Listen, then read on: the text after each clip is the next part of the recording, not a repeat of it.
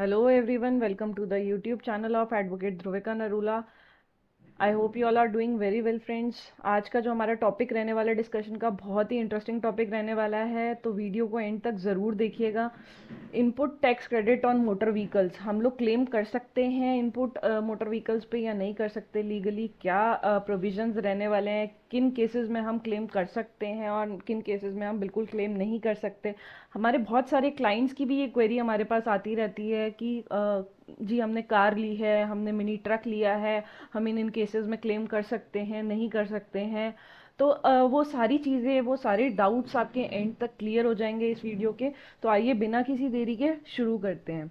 So basically motor vehicle होता क्या है आपका? कार हो गया, बस हो गया, मोटरसाइकिल्स हो गए, ट्रक्स हो गए, टेम्पो ट्रैवलर्स हो गए, और मतलब और भी मोटर व्हीकल्स जो हैं आपके और इसमें कवर हो जाते हैं। कंडीशंस जिन जिन में ये अलाउ होते हैं मोटर व्हीकल्स के ऊपर आप क्रेडिट ले सकते हैं, किन कंडीशंस में, आइए देखते हैं।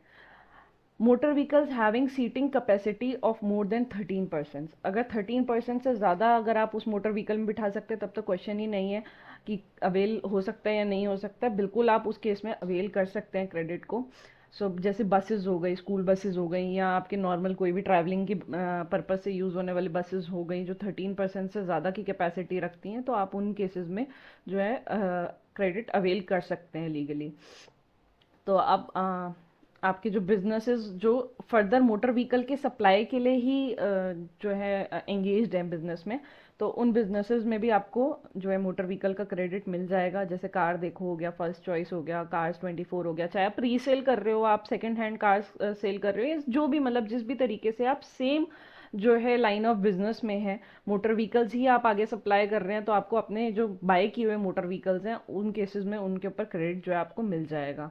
ठीक है। और आगे हो गया ट्रांसपोर्टेशन ऑफ पैसेंजर्स। अगर आप ट्रांसपोर्टेशन ऑफ पैसेंजर्स के बिजनेस में, आपका कुछ ट्रैवल का बिजनेस है, आपका कुछ कैब्स का बिजनेस है, आप इधर से उधर जो है पर्सन पैसेंजर्स के ट्रांसपोर्ट के लिए जो है सर्विसेज दे रहे हैं, तो उस केस में भी आपको जो है क्रेडिट मिल जाएगा। ओला हो गया, उबर हो गया, रैपिडो हो गया, ये सब केसेस में आपको जो है क्रेडिट मिल जाएगा अगर आप मोटर व्हीकल परचेज कर रहे हैं तो।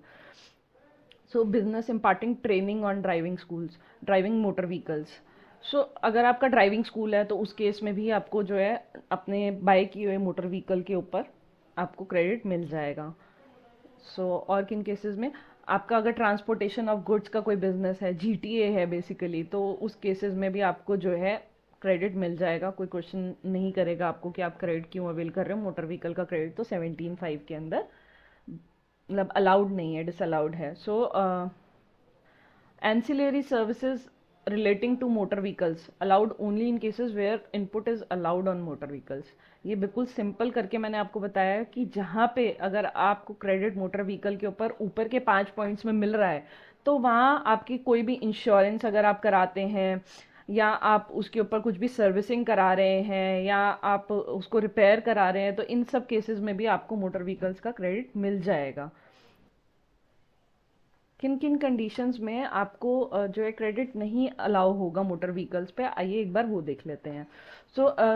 Motor vehicles having seating capacity of less than 13% for transport of persons. अब यहाँ पे हम सिर्फ ट्रांसपोर्ट ऑफ पर्सनस की बात कर रहे हैं। अगर ट्रांसपोर्ट ऑफ गुड्स के केसेस में आपको सारे केसेस में मिल जाएगा आपको क्रेडिट, पर अगर आप पर्सनस के केस में 13 से कम पर्सनस आपके आपके जो हैं उसमें बैठ सकते हैं, तो उस केसेस में आपको क्रेडिट नहीं मिलेगा, चाहे आपका किसी भी टाइप का बिजनेस है other than GTA and transport business. अगर आपका ट्रांसपोर्ट बिजनेस है, ट्रांसपोर्टेशन का बिजनेस है, तो उस केस में मिल जाएगा। या फिर आपने as I said goods transport agency, अगर आपने गुड्स को ट्रांसपोर्ट करने के लिए कुछ व्हीकल परचेज किया, तो उस केस में भी आपको क्रेडिट मिल जाएगा।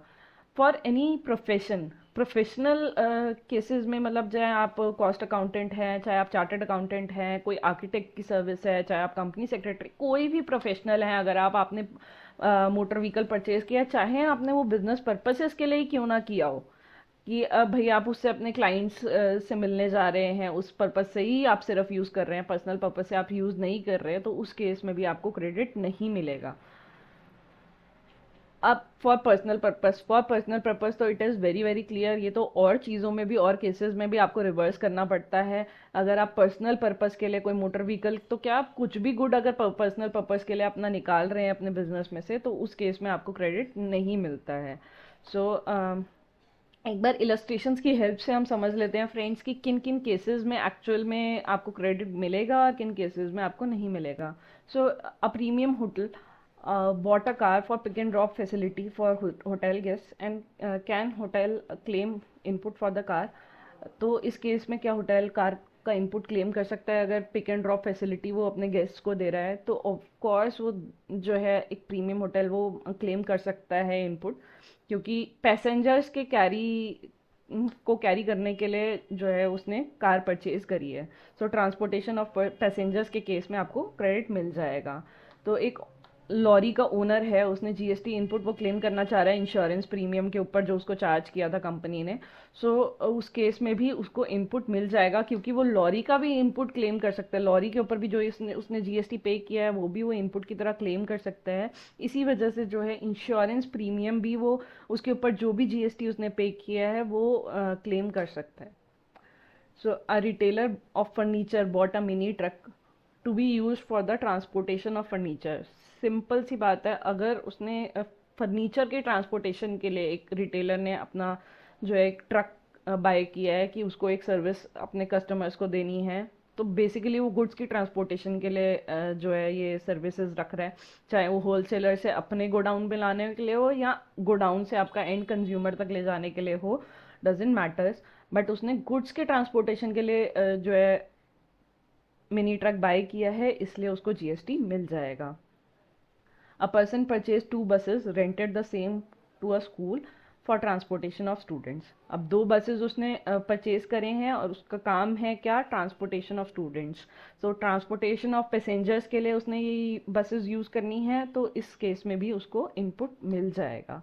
अब a cost accountant bought a car for business purposes, can he claim the input tax credit? अभी हमने पिछली स्लाइड पे ये डिस्कस किया कि अगर आप कोई भी प्रोफेशनल हैं, आप बिजनेस पर्पसेस के लिए भी चाहें आप कार या कोई भी मोटर व्हीकल क्यों नहीं ले रहे, तो उस केस में भी आपको जो है इनपुट नहीं मिलेगा। एक केस इसमें मैं डालना रह गया है, वो भी हम डिस्कस कर लेते हैं कि अगर मान लीजिए आप अपने एम्प्लॉयज़ को कैब देते हैं, कैब सर्विसेज देते हैं, तो उस केस में क्या आपको मिल जाएगा इनपुट? तो उस केस में आपको इनपुट नहीं मिलेगा अगर आपकी 13 से कम कैपेसिटी वाला जो मोटर व्हीकल है। अगर आपका 13 से ऊपर कैपेसिटी वाला मोटर व्हीकल है तो उस केस में आपको क्रेडिट मिल जाएगा। सो ये चीज़ें आपको ध्यान में रखनी है। और अगर आपका बिजनेस जो है, आपके बिजनेस के हिसाब से आप क्रेडिट क्लेम कर सकते हैं, आप तो ही क्लेम कीजिए, वो हम लोग सजेस्ट करते हैं। अगर आप अदरवाइज क्लेम करेंगे तो बाद में जब रिवर्स करना पड़ता है आईटीसी, तो पूरा इंटरेस्ट लग के रिवर्स होता है। रिवर्सल बहुत लंबा, उसके अंदर आप लोगों को खर्चा पड़ जाता है, प्रोफेशनल का खर्चा आपका अलग हो जाता है। सो थोड़े अमाउंट के लिए आपको हम सजेस्ट बिल्कुल भी नहीं करते कि आप उस चीज़ के लिए आप इनपुट क्लेम कर लीजिए और फिर बाद में आपको इनकन्वीनियंस कॉज हो या बाद में आप जो है लीगल आपके जो कॉन्सिक्वेंसेज हैं वो आप फेस करें डिपार्टमेंट की साइड से। आई होप ये आपको वीडियो पसंद आया होगा, आपके लिए बहुत हेल्पफुल रहा होगा फ्रेंड्स। सो वीडियो को लाइक और शेयर ज़रूर कर दीजिए, सब्सक्राइब द चैनल। और अगर आपको किसी भी तरीके की कोई भी क्वेरी है इनपुट्स को लेके या आपकी जीएसटी रजिस्ट्रेशन को लेके, तो स्क्रीन पे दिए हुए नंबर्स को आप कॉल कर सकते हैं और आप हमें ईमेल भी कर सकते हैं दी गई ईमेल आईडी पे। So thank you friends.